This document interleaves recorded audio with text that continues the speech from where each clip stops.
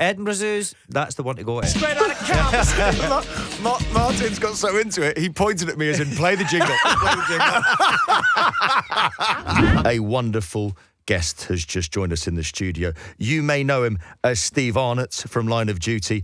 I always think of him as the thinking man's Gordon Smart. It is the one and only Mr. Martin Compston. Good morning, Martin Compston. Morning, Martin. I think everybody's the thinking man's Gordon. Yeah, you don't want to be the poor man's Gordon No, Smart. you really don't. You really don't. Although he is annoyingly... He's a handsome boy as well sometimes. He's got a suave Brigadoon charm about him. Yeah, he does annoyingly. He is quite good looking and charming. But then after a couple of beers, he always embarrasses himself. Yeah, that's true. I think God has a way of levelling everyone. Yeah. And for Gordon, it's a couple of beers. Very good to see you, mate. How are you? You well? I'm good, mate. Yeah, good. Just on the rounds promoting Fear at the minute, which is a show we've got coming out on Prime. So, yeah, delighted. Things are going really well. Busy, but, can't complain. I'm looking forward to this. It came out on Tuesday, so I'm ready. Tomorrow's the weekend, which means I can get stuck into it. So for people that don't know, because obviously it's based on a book, but what can you tell us without spoiling everything? It's basically about this young family who move with the main character. Martin's an architect, but he's born in Scotland, and he takes his family back up from London to buy this sort of beautiful big house in Park Circus in Glasgow in the West End, which is just stunning, these sort of 5-storey old houses. And it was mad actually, because there's a transport museum near it, and we used to go there as school kids, and I always used to wonder who lived up in those houses. And throughout filming, I realised it's all Celtic and Rangers players. Oh, really? Yeah. So I was distracted. There was one actual particular scene I've got to come out of, like a lawyer's office, pretty angry, and one of my heroes was walking down the street with his dog, and it's a place on Scottish screen that's really underrepresented. Look, we do these gritty dramas really well, and the sort of urban decay, and that's a true part of Glasgow, and it's a true of many UK cities. But the West End's a beautiful part of town. Gorgeous architecture, amazing restaurants, great boozers. So to set a drama there was something that was very attractive to me. And you have this young family who come up, sort of sold everything, mortgaged themselves to help to buy this dream home, and then they have this neighbour in the basement who's a bit of a strange character, and it all kind of spirals from there. I can't wait to see it. It sounds great. It's really disappointing to find out all the Rangers and Celtic players live alongside each other. That was the one thing. There was a one particularly spicy 3-each draw while we were filming, and then you seen them out, and it was all like on TV having a go at each other, and then you saw them all the next day out like having a barbecue. Yeah. They were like, all right, but I mean, it's a different life for them. But Wow. Yeah, it was quite surreal. It's such a disappointment. Now you played this must have been a hell of a role to get into, because you play a man called Martin from Scotland, so that must have been quite the stretch. Yeah, but he spelt it with a Y, which is always a red flag for me. That's always a red flag. But yeah, being able to film in Glasgow, and I'm from just 40 miles outside of Glasgow in Greenock, where I've still got my place there. So to be able to nip home on weekends and stuff, it really was brilliant, and a proper.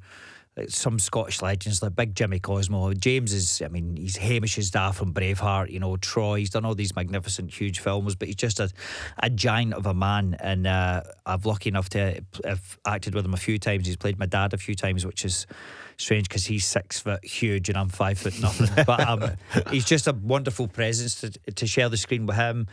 And the lovely Angeline Mahindra, who's killing it in the West End with The Years at the minute, and Daniel Portman and Solly McLeod.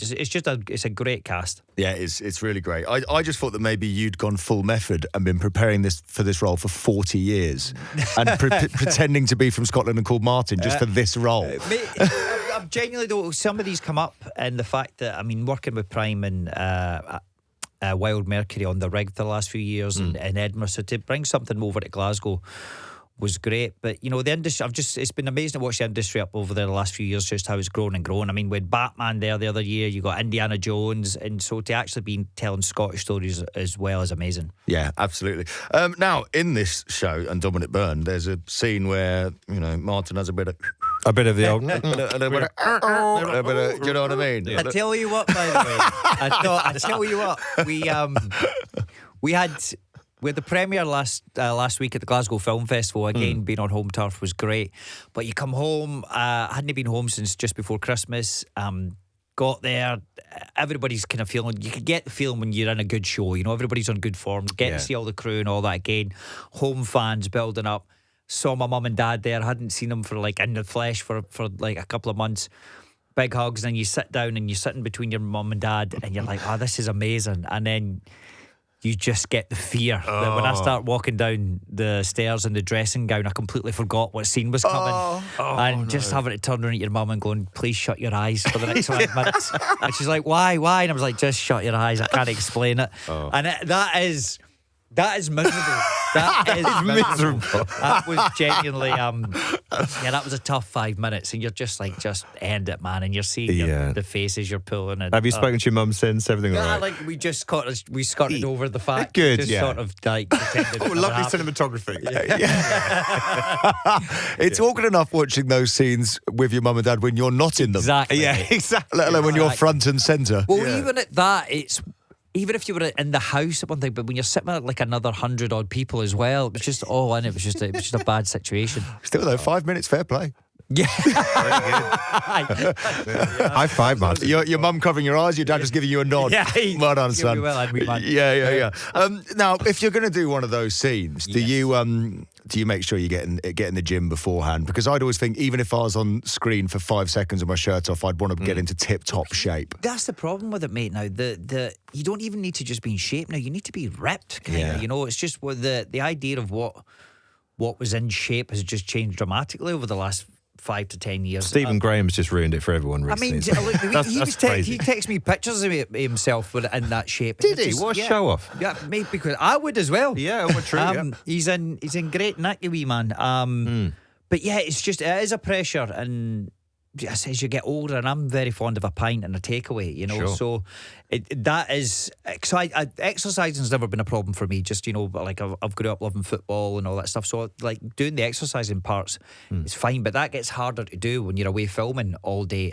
It's the eating, the diet now. You like have one bad weekend, you have a Domino's, man, and you feel it for days. Absolutely. I say, and even that with the ale as well, it's hard to cut back on that, but yeah, it is tough because you are very aware that scene's on the horizon. You need to keep in shape. It is true. Like Hollywood and just films and TV in general have ruined all my ideas of what a half decent body is. Because sometimes I'll be watching a show where like the nerdy character who's the geek and the butt of all jokes, there'll be a scene where they're shirtless and they're meant to have a scrawny body. I'm like, he looks great. Right, yeah. I'm like, that's not I'm the nerdy kid. Well, it's that thing, and now they say like a dad bod, and the dad bod would have been the bod. Yeah, like that's just a 10 bod years bod. ago. Yeah, Absolutely. No, but you've got to be, and that's the annoying thing about.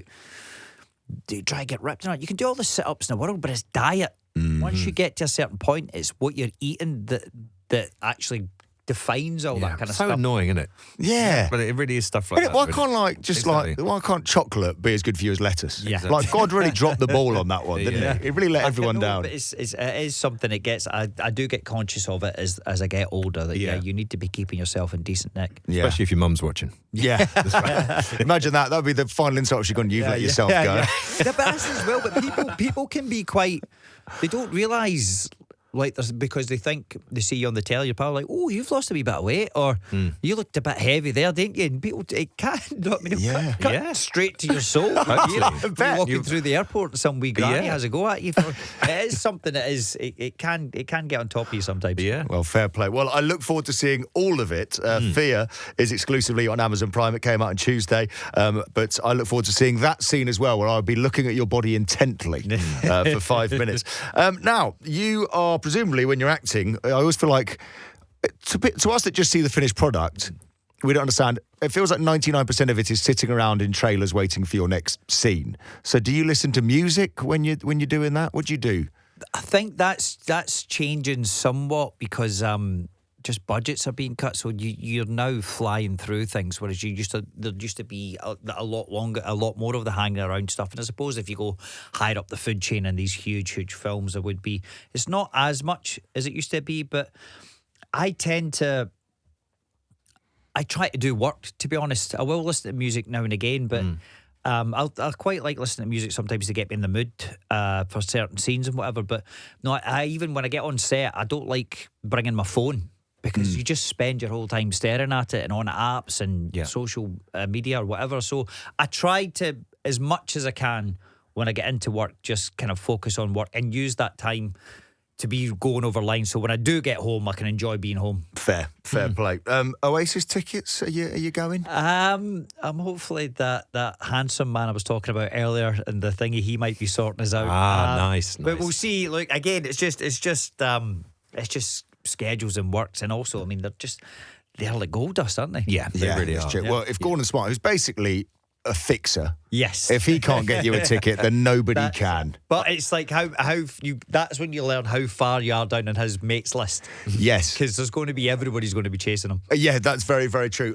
So, Martin, I warned you that I was going to play a game with you. And honestly, I promise you, don't worry. It will make me look more pathetic than you. So don't you worry about that. What I tend to do is I think of the title of the game first, and then we sort of work You out. work backwards. Yeah, like Yeah. Alan Partridge, Right. essentially, in his dictaphone. Monkey tennis. Yes, it is. Monkey tennis. Yeah. Exactly. Essentially, what we're about to play is monkey tennis. Right. Except this one is called... Straight out of Compston. How do you feel about that? I've heard it a few times over the years, and I'm actually quite happy with it. Okay, good. Yeah. Okay, absolutely fine. It's a very simple game. I am just going to ask for your opinion on things, and then you can just give your honest opinion, and then they will be straight out of Compston. It really is that simple. A lot of thoughts went into this. Yep. So It could have been IKEA or cheese. Yeah, exactly. It's workable. You're one of the lucky ones. We've played worse than this. Okay. Trust me. Beatles or the Rolling Stones?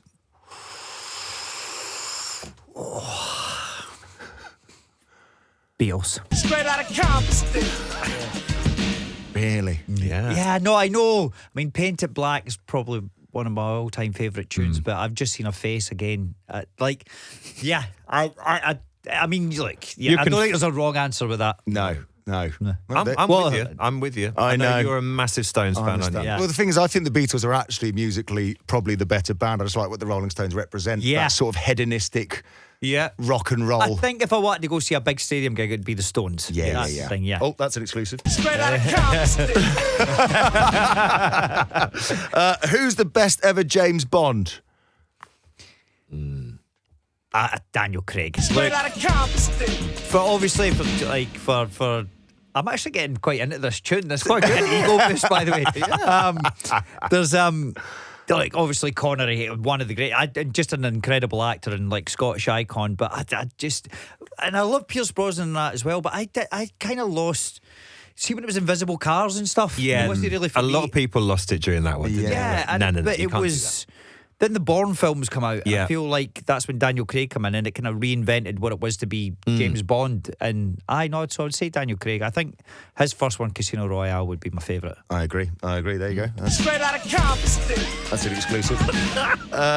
Listener Helen would like to know what she should eat for dinner tonight, Martin. that. Good question. Which should I eat or she? What she should eat. Where is she? Where's she based? Doesn't say. Why would that have changed? Yeah, because honestly, I've been craving like a beef curry and chips, but I don't think. Straight out of Compston. Martin's been craving a beef curry and chips. That's an exclusive. A London beef curry is different to Scottish Chinese curry, so it Right, depends. yeah. You can't go wrong with some chicken wings. There we go. Straight out of Compston. Can I take this with me? It's good, Could isn't you it? just got like a copy? Yeah. I guess it'd be pretty good. It's good confidence boost, isn't it? Finally, zoos. How do you feel about zoos? Oh, are you allowed to like zoos anymore? I don't know. No, actually, I tell you what, I went up to Edinburgh Zoo and they really looked after me and the wee fella and that and got to go in and feed the penguins and all that stuff. So Edinburgh Zoos, that's the one to go to. Straight out of Compston. Martin's got so into it, he pointed at me as in, play the jingle. Play the jingle. I've said a mouthful there. Play the jingle. Well, there you have it. Straight out of Compston. It went straight to my head. He literally went, Edinburgh Zoo, that's the one, winked at me and pointed. There you go. That's excellent. I only want to fed the penguins. Oh, that was lovely. Well, thank you for playing Straight Out of Compston. Fear, the new series exclusively on Amazon Prime. It came out on Tuesday. I very much look forward to seeing it. Martin, it's an absolute pleasure. Send my love to the reprobate that you hang out with on the Restless Natives podcast. But can we steal that for that? I think that Yeah. could be a new segment. We think can it's get that yours. over to you. It's yours. It's Thank yours. you. Ladies and gentlemen, Martin Compston. Yeah. Radio X.